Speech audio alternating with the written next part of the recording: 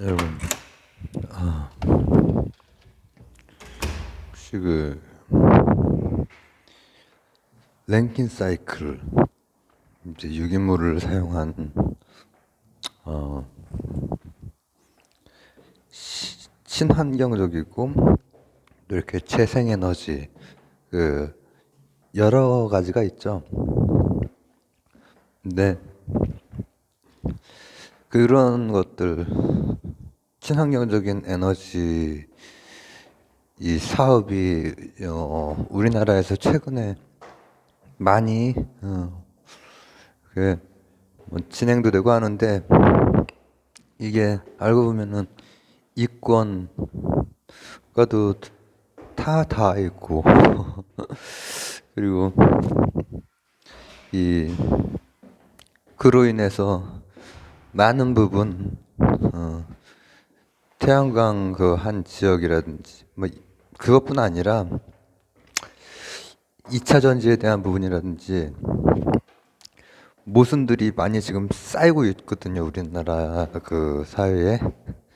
근데 제가 그거에 대해서 말할 건 아니고 그럼에도 불구하고 어, 친환경적이고 신재생에너지 이런 것은 그 굉장히 중요한 것이기 때문에 그거에 대한 원리가 생각 우리가 지금 뭐 기존에 알고 있는 간단한 거에서 굉장히 막 벗어나 있는 어려운 게 아니거든요. 친환경적이고 신재생적인 것은 어, 아주 어려운 원리가 들어가는 게 아니라 발상의 전환인 경우가 많아서 제가 뭐 그 한번 유기랭kin 사이클 이런 거는 우리가 충분히 알 수 있을 것 같다.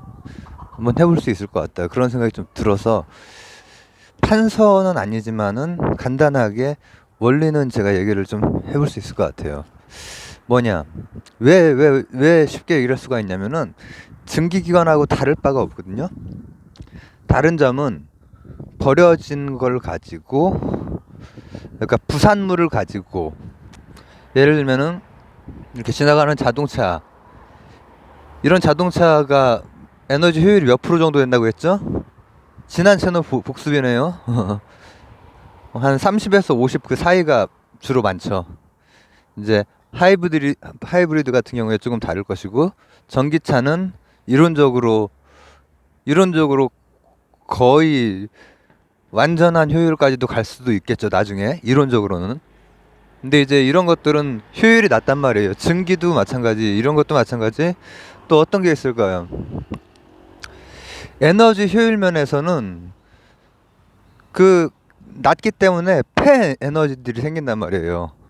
저런 데에서도 어, 폐 에너지가 생기고 그러면 그뿐 아니라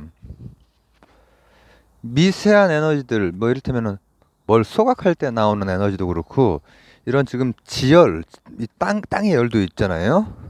이런 태양 열도 있고 이런 작은 열 가지고 뭔가 다른 어 형태로 에너지를 활용하기도 하죠. 근데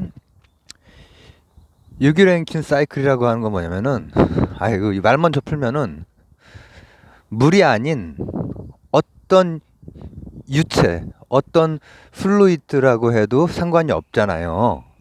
물은 물 가지고 에너지를 내려면은 높은 온도가 필요해요. 뭐 개솔린 같은 유체도 이제 그래서 폭발적인 일을 하지만 그런 거 말고 잔잔한 거 가지고도 증기기관의 원리랑 똑같은 일을 할 수가 있다라는 거죠. 그래서 거기에 들어갈 수 있는 것은 어떤 면에서는 폐 에너지에 해당되는 것, 그리고 되게 작은 에너지, 이걸 갖다가 만약에 끓는 점이 한 100도 안팎인 것, 그 어떤 유체가 100도가 안 돼도 만약에 어 액체에서 기체가 될 수만 있다면은 그걸 가지고 증기기관이랑 원리적으로 똑같은 일을 할 수가 있다는 거죠. 엄청 이쁘네요, 그죠? 산수유원 이런 곳이 있습니다. 그런 거를 얘네들은 태양 에너지라든지 이런 걸 활용해서 요 땅을 통해서 모든 걸 땅이나 하늘을 통해서 흡수해서 이런 그 에너지로 이런 일을 하듯이 증기기관과 똑같은 일을 할 수가 있다라는 거죠. 그게 바로 이제 다른 그 유기 유체를 가지고 증기기관이 됐건 뭐가 됐건 결국 그걸 가지고 에너지를 형성한다고 하는 것은 어떤 면에서는 동력을 발생시킨다는 거잖아요.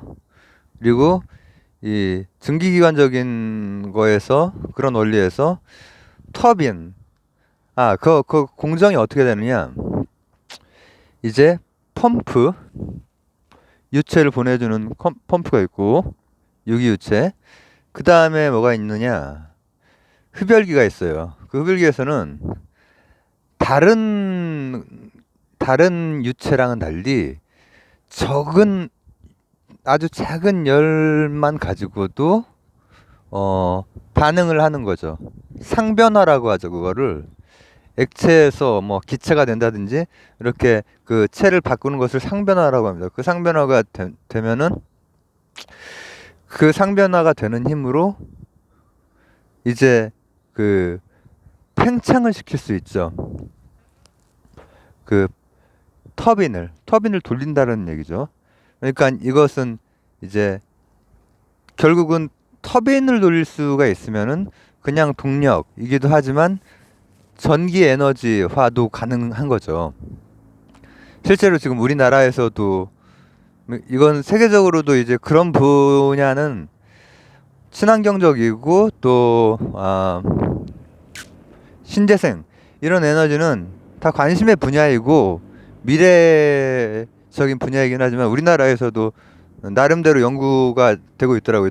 이제 최근 한 5년 동안은 그런 게 되고 있고, 이제 그게 이제 널리 산업적으로 이용되고 그런 건 아니지만 그 자체가 이제 아주 그 큰 산업에 쓰일 수 있는 건 좀 아니거든요. 그래서 이제 작게 설치하고 그리고 효율적으로 쓸 수가 있는 거죠. 그렇게 해서 터빈을 돌린 다음에 다시 뭘 하겠어요? 식히겠죠.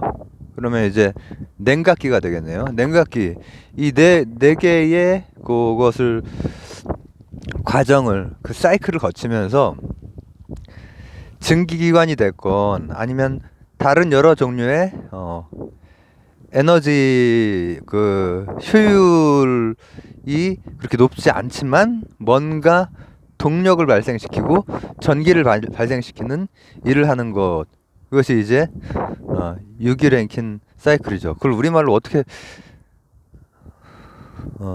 랭킨 사이클 이걸 다 어떻게 하면 되지? 어쨌든 그러한 새로운 신재생 에너지, 그렇게 그냥 우리말로도 그냥 그렇게 아마 번역을 안 하고 그렇게 쓸 거예요 아마. 그래서 요약하자면 우리 이제 이런 에너지를 가지고 지금 우리나라에서도 태양광 산업도 좀 문제가 좀 있고 또 2차 전지 산업도 문제가 있고, 이게 2차 전지를 하려면 친환경이 돼야 되는데 친환경이 안 되거든요. 수소 다루는 게 쉬운 일이 아니라서 수소가 됐건 아니면은 전기를 생성해낼 수 있는 다른 방법이 됐건 친환경적이지 않은 방식으로 결국 생성을 해야 된다든지 아니면은 그 관리라든지 이 뭐랄까 컨트롤 하는데 되게 애를 먹거든요. 하여튼 그래서 전기 자동차도 제가 그 얘기를 했었죠. 근데 지금 제가 얘기하고 있는 이 랭킨 사이클이라고 하는 것은 사실은 안에 흐르는 유체만 바꾼 거예요. 유체만 효율적으로 폐에너지 같은 걸로도 돌릴 수 있도록 해서 증기기관이랑 같은 역할을 하고 거기에다가 마치 자동차의 하이브리드처럼 다른 기관과 함께 쓰기도 해요. 예를 들면 증기기관이랑 함께 쓰면은 이제 그 두 개를 묶어서 효율적으로 사용을 할 수도 있는 것이죠. 그리고 지금 그래서 전 세계적으로 그런 것들은 관심의 대상이고 연구 중이고, 다만 아주 대규모 이런 그런 산업에 쓰이진 않지만 뭐 우리나라에서도 중소산업 같은 데에 쓰려고 노력은 하고 있더라고요. 지금 제가 최근 어떤 기사라든지 이런 것들을 봤을 때 이런 것들이 그 한국 그 뭐 어디죠? 전력 저 공사인가 그런 데에서 연구를 꾸준히 하고 있고 어 말씀드렸듯이 원리는 펌프질 한 다음에 흡열시켜서 작은 그 미열만 가지고도 이를테면은 이런 지열이나 태양열이나 아니면은 폐열 아니면 소각열 이런 열만 가지고도 터빈을 돌릴 수 있는 그 효율을 만들어내고